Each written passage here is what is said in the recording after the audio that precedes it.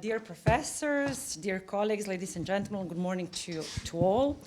Let me begin by thanking most warmly to the Ferenc Mádl Institute of Comparative Law and Central European Academy for their kind invitation to participate at the conference. I also salute and welcome my fellow panel members and very much look forward to our later discussion if we have time for such.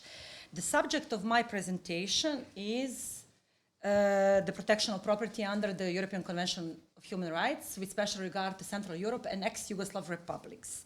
In the first part of the presentation, I will address the key points of importance for the understanding of the notion of property possession, the protection of property under the European Convention. I will talk about main elements for the assessment of justified interference with the property rights, with special regards to some of the most important cases decided against Central European countries. In the second part of the presentation, I will address some characteristics form of the state interference into property rights, with special regard to the case law against ex-Yugoslav Republic. And finally, I will point out the key cases of the European Court in respect of Central European states, and I will try to come to some kind of conclusion about the protection of property under the European Convention. First, I would like to say that international protection of property rights represent one of the significant achievements of European protection of human rights. Today, when we look at the statistics and numbers of the cases decided before the European Court, we could say that the right to property is one of the most important and often protected right in the case law of the Strasbourg Court.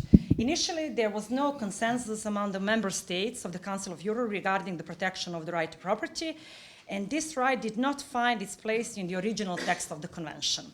Nevertheless, 2 years after the adoption of the text of the Convention, Protocol 1 was adopted and the right to property was protected. Article 1 of Protocol 1 of the Convention provides the following. In the first paragraph, it states that every natural or legal person is entitled to the peaceful enjoyment of his possession. The second sentence of the first paragraph states that no one shall be deprived of his possession except in the public interest and subject to the conditions provided for by law and by the general principle of international law. And in the second paragraph, it states that the preceding provision shall not, however, in any way impart the right of the state to enforce such laws as it deems necessary to control the use of property in accordance with the general interest or to secure the payment of taxes and other contributions or penalties. From this provision, it follows that Article 1 of Protocol 1 does not define property or possession, and then from the reading of the article, there is no answer to the question which property enjoys the protection under the convention system. The answer to this question can be found in the rich case law of the European Court, which has developed an autonomous meaning of the term possession and property.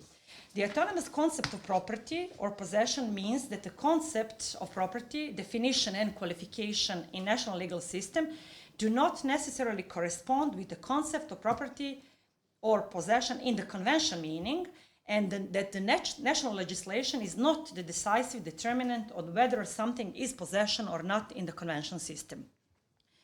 What is property possession under the European Convention of Human Rights? Which property is covered by the European Convention and enjoys the protection before the European Court?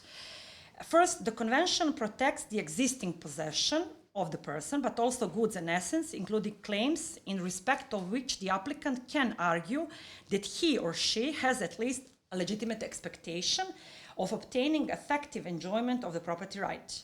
By way of contrast, the hope of recognition of the property right, which it has been impossible to exercise effectively, cannot be considered a possession, nor can a conditional claim which lapses as a result of non-fulfillment of the condition. In its case law, especially in the famous case Kopecki against Slovakia, the European Court analyzed different cases regarding the legitimate expectation and clarified the autonomous meaning and concept and notion of legitimate expectation. The court provided guidelines and criteria for determining notion of legitimate expectation, stating that legitimate expectation must be of a nature more concrete than a mere hope and based on a legal provision or legal act such as judicial decision.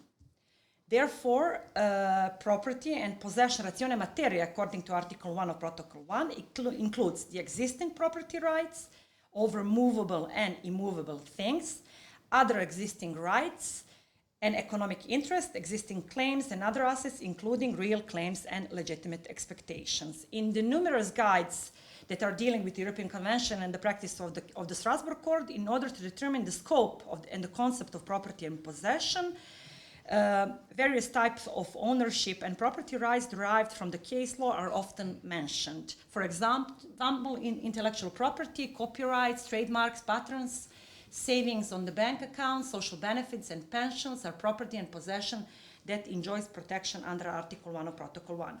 Also, according to the well-established case law of the European Court, among other things, a claim based on the court decision that has been sufficiently established that can be enforceable is also protected property. On the other hand, the Convention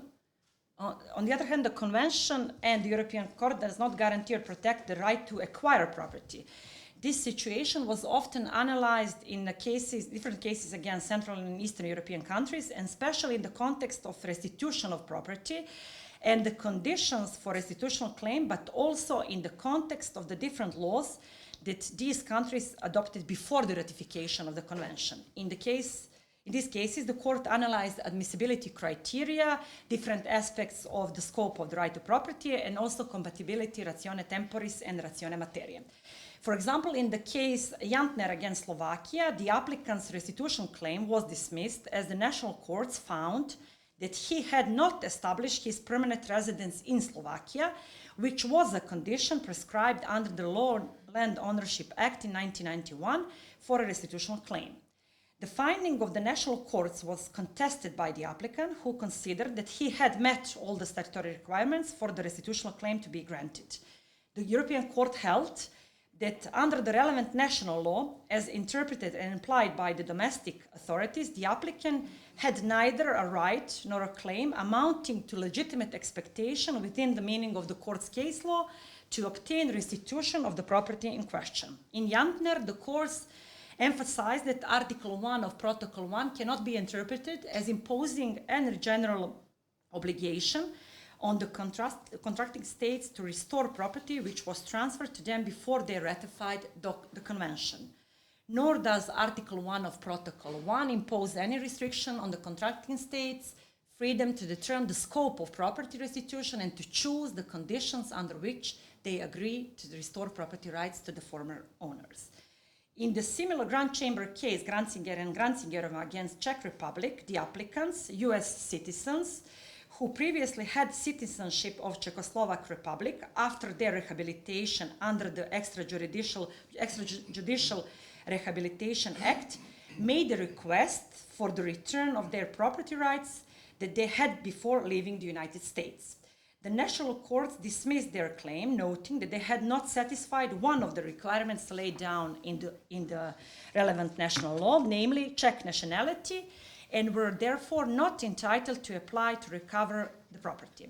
The applicants complained before the European Court that they were unable to recover their former property on the grounds that they no longer had Czech nationality, in spite of the fact that the decision to confiscate the property had been quashed with retrospective effect. In deciding whether the applicants have not shown that they had in deciding whether the applicants had possession with the meaning of Article 1, Protocol 1, the court concluded that the applicants have not shown that they had a claim that was sufficiently established to be enforceable, and they therefore cannot argue that they had a possession within the meaning of Article 1, Protocol 1. Consequently, neither the judgments of the national courts nor the interference of the peaceful enjoyment of possession and the fact of the case do not fall to be examined under Article 1, Protocol 1.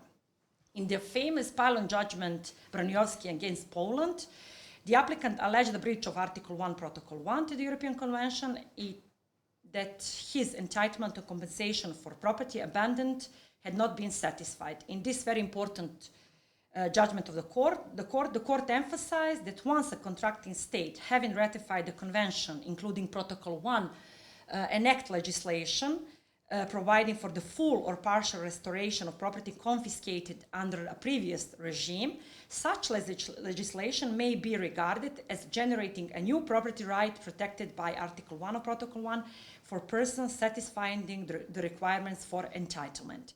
The same may apply in respect of arrangements for restitution or compensation established under pre-ratification legislation if such legislation remained in force after the contracting states had ratified the Protocol 1.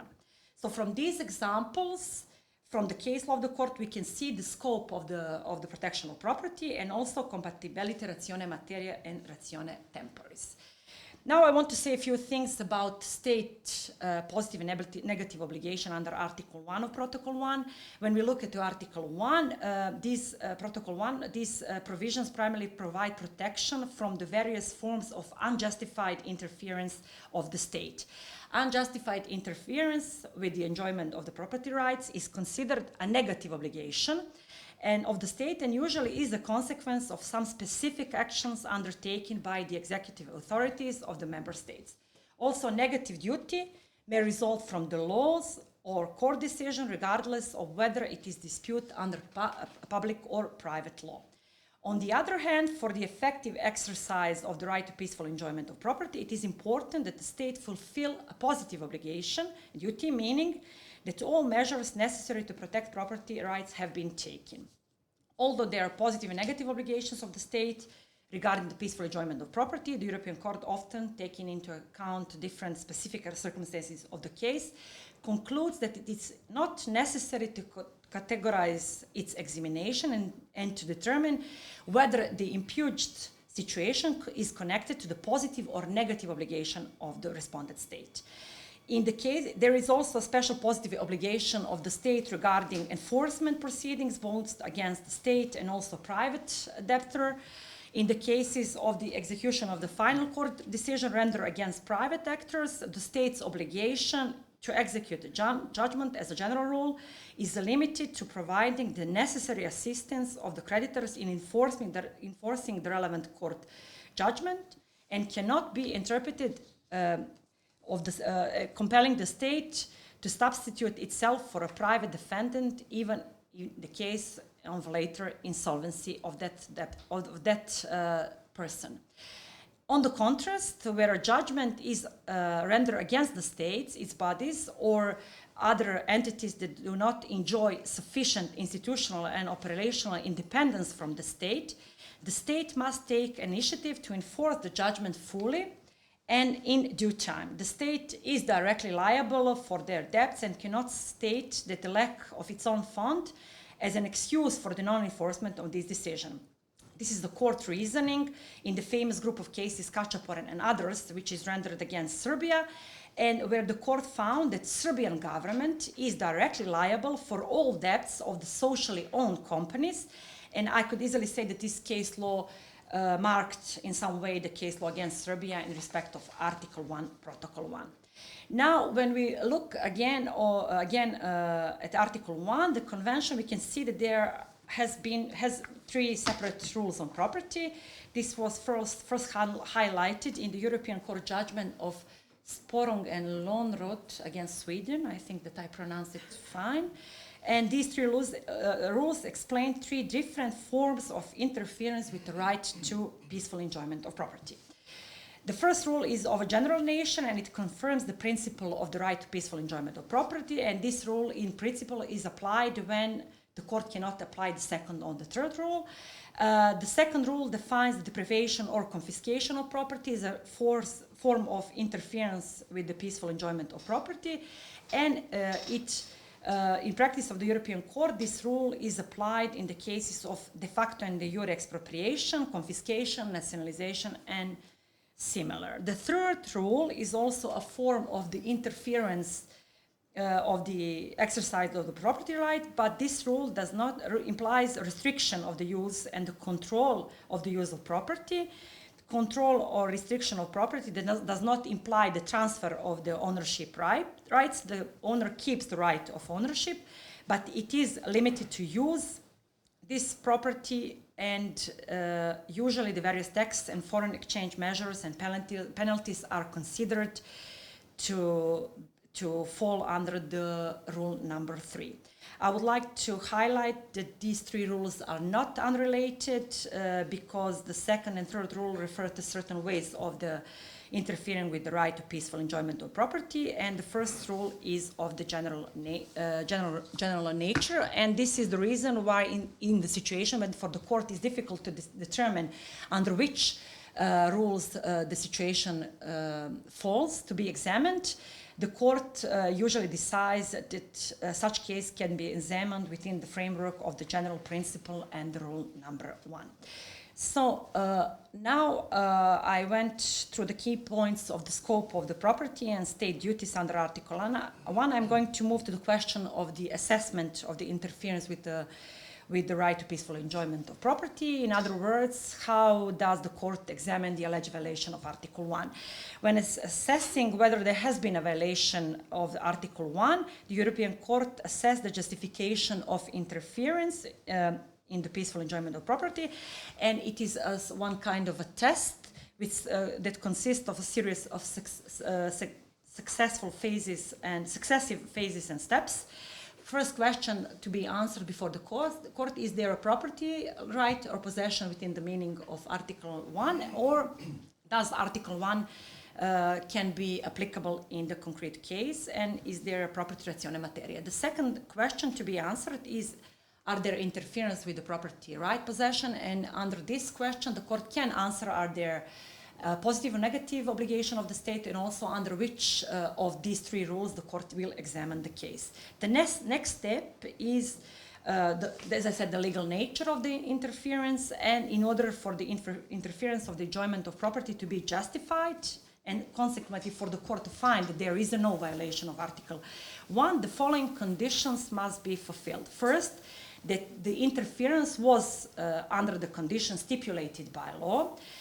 Second, that the interference happened due to the existence of a clear legitimate goal established in a general or public interest. And the last, that a fair balance was achieved between the general and public interest of the community, and that the protection of the individual's rights to property, and that such interference did not impose an excessive or disproportionate burden to the individual. It follows from the content of Article 1 of the Protocol 1 of the Convention that interference with the right to peaceful enjoyment of property must meet the requirement of legality. The interference must be under the conditions by law in accordance with the substantive and procedural rules of domestic law. The principle of legality implies that the existence of a legal basis for the interference itself is not sufficient to satisfy the principle of legality, and that it is necessary for the provision of the domestic law on the basis of which the interference occurred to be sufficiently accessible, precise, and predictable in terms of their application. Now, according to the Article 1 of Protocol 1 to the Convention, interference with peaceful enjoyment of property can be justified only on the condition that is carried out by the public or general interest. A legitimate public or general goal must be existing, and it can be from a different sphere of economic, social, cultural, or any other public policies. Regarding these conditions, the states are more or less left with a wide margin of appreciation. I expect that you probably discussed this yesterday under the subject of margin of appreciation. And as a result, the court interpreted this concept of general and public very extensively. And now when we look at the court's case law in respect of Central European and Eastern European countries, in the sphere of general and public interests, which represent a justified and sufficient legitimate goal for interference, we can find, among other things, social justice and economic well-being, confiscation of legally acquired money, the transition from a communist socialist economy to a free market economy, correction of errors committed by the state's previous regime in the context of Article 1, Protocol 1, implementation of local development plans, as well as protection of creditors. Next step in this test involves assessment of proportionality and whether a fair balance has been established between the general and public interest on the other one hand, and individual property rights on the other hand, as well as whether the interference with property rights impose excessive and disproportionate burden to the applicant. In assessing the existence of proportionality, the court takes into account several factors. First of all, the assessment of non-existence or existence of adequate procedural guarantees at the domestic level. Second, the choice of measures that were used when interfering with property rights, the assessment whether there were other less invasive measures of interference. Then the court can assess whether the applicant acted in good faith, and also important factor is whether the national courts decide on adequate compensation and whether the compensation was paid for the interference of property rights. The European Court, through a detailed analysis of these aforementioned factors and the circumstances of the specific case, will establish violation if the court finds that there is a disturbed balance between individual and general interests. Or the court will determine that the interference was justified if the court established that there is a fair balance between individual and general interest. Now I'm going to talk about case law in respect of ex-Yugoslavian republics and the Central European countries. And when I prepared myself for this presentation, I went through the key cases of the Central European countries and ex-Yugoslavian republics. And I noticed several things. First, that the dominant court's case law in respect of Central European countries and ex-Yugoslav republics are the result of the historical context and the changes that these countries went through. Most of the key cases regarding protection of property rights in respect of these countries are the result of the transition that they went through and transformation from the communist socialist economy to some kind of free market economy. They are also a result of the corrections of the previously made states' mistakes regarding unjust convictions and deprivation of property, nationalization, and also finally the case law of these states in respect of Article 1 of Protocol 1 are the result of the dissolution of the states. Namely, I'm thinking here on Yugoslavia and the war that we went through, and also Czechoslovakia and the case law against Czech and Slovakia. In the part where we discussed the Article 1, scope of Article 1, Protocol 1, I already mentioned the important cases of Bronionsky against Poland, Kopecki against Slovakia, Jentner against Slovakia, Grancinger and Grancinger against Czech Republic. And all these cases were and still are very important for the determination of the European Court about the scope of the Article 1, Protocol 1, and the question of jurisdiction of ratione materia. I would also like to mention important case Hutenčapska against Poland and Bito against Slovakia as an important case and excellent examples of the specifics of Central and Eastern European systems. And these cases are dealing with the question of the restrictive system of the rent control originated from the laws that were adopted under the former communist regimes. And we are going maybe to go through these cases later if we have enough time. There is no time. Yes? No? I already finished. Okay. I'm going to try to wrap it up. The cases that I want to discuss is Nešić against Montenegro. It's an important case about the expropriation. The applicant was the owner of the land. Nevertheless, later, by the law that was adopted by the respondent state, they decided that they will take the land from the applicant, since that the land in question was the part of the sea land, and the problem with this case was that the respondent state, Montenegro, did not have the fair and transparent procedure before the domestic courts, and finally the applicant, Mr. Nešić, was not compensated for the expropriation that happened. The second important case that I want to discuss is Vaskrsić against Slovenia. This is a very interesting case. Judicial sale of property in the enforcement proceedings. The applicant was a debtor in one enforcement proceedings. We had three creditors. The first one was Porsche, the second was public supplied company, and the third one was a private person. the Porsche and the private natural person was compensated, but for the debt of 124 euros, the public supply company instituted the enforcement proceeding, asking for the house of Mr. Vaskrisic to be sold on the public auction. And the house was estimated for a price of 140,000 euro. And it was sold for the half of the price in order to pay a debt of 124 euros. So this is a typical case of disproportionality that exists in some laws, and as a result, in the process of the execution of the judgment, Slovenia had to change the enforcement law and to create some kind of proportionality test that judges in the enforcement proceedings can use.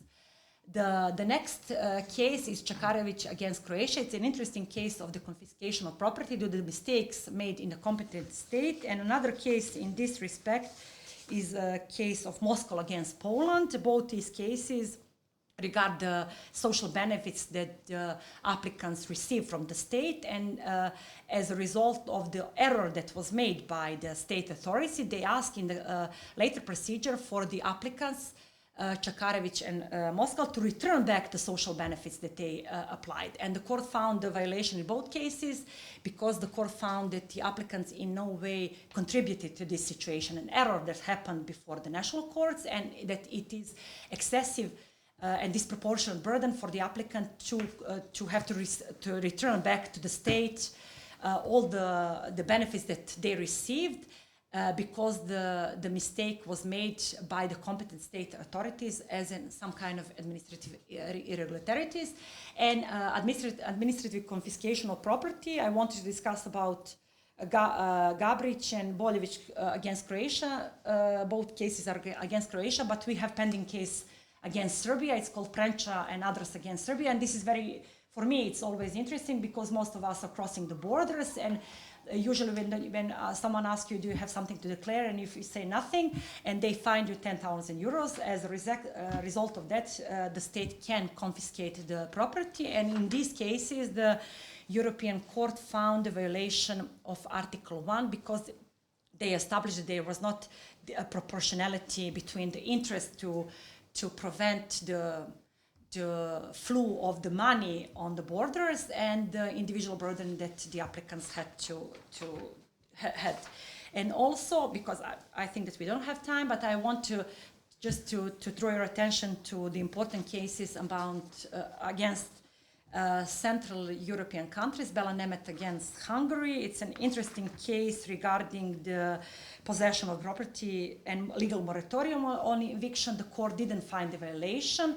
The applicant could not use its property for 2 years, and because of the moratorium that was prescribed under the national legislation, and the court found that he was not deprived of his possession, that only the ownership transfer was delayed for the period of 2 times. The second case is Skoric against Hungary, and the applicant was not able to be recognized as the owner of the land from period of 1991, when his land was allocated as a mistake of Regional Office of Agriculture, and the court found a violation because the court found that the applicant had to bear a disproportionate and excessive burden. Albert and others against Hungary, it's a Grand Chamber case, very interesting case. Most of the applicants, they are shareholders of 2 saving banks. The Hungary adopted a law that changed the influence that they had on the policy of the banks. And this is a case which is interesting because it was a Grand Chamber case that my colleague from Hungary argued very well before the European Court, and the court found that the application was inadmissible ratione persona because they found that the applicants could not be acclaimed to be a victim of the violation, and the court also held that the complaints should have been brought by 2 saving banks and not by the creditors of the applicants.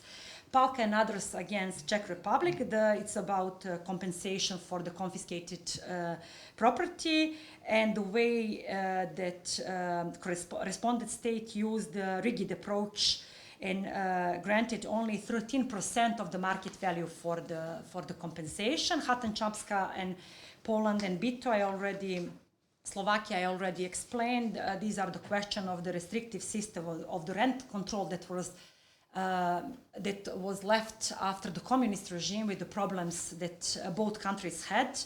And as a result of these, in a very, very detailed analysis of the system in Slovakia and Poland, the court found the violation of Article 1, Protocol 1, but more importantly, the court used the pilot judgment procedure and triggered the Article 46 and obliged the respondent states to adopt some kind of general measures in order to prevent future systematic problems to occur before the court. And finally, Belanenegi, yes? Yes, how do you say? Belanenegi, yes, okay. It's a case that concerns social benefits that were paid to the applicant, and Moscow against Poland is the case that I already discussed. So to conclude, when you look at these cases, most of them have been decided on two terms. First is the scope of the right to protect possession or property, and most of the cases that I discussed in the first part of the presentation were finished before the court as ratione materia incompatible with the convention. But these cases, and the previous one, they're the example when the court used the test, and most of the cases were decided with the violation because the court found that the proportionality was disturbed and that there was not proportionality between the general interest and the individual interest. And also, most of these cases, as I already mentioned, the result of the transformation process that most of Central European and Eastern European and Balkan countries went through, the transition from one type of economy to another, and also the result of the law adopted under the previous regime. Thank you.